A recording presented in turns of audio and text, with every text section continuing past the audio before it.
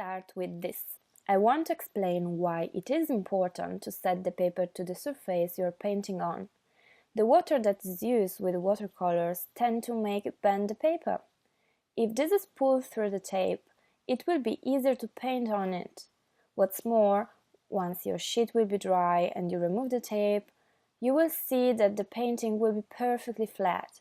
I suggest using the masking tape because it's easy to remove from the paper and is not going to damage your masterpiece during the final stage. When you pass the tape on each side, make sure that the sheet is taut. As an attachment, you will find some more information about different kinds of watercolor paper. However, this process is not necessary for the paper which is thicker, but it's still recommended for normal ones.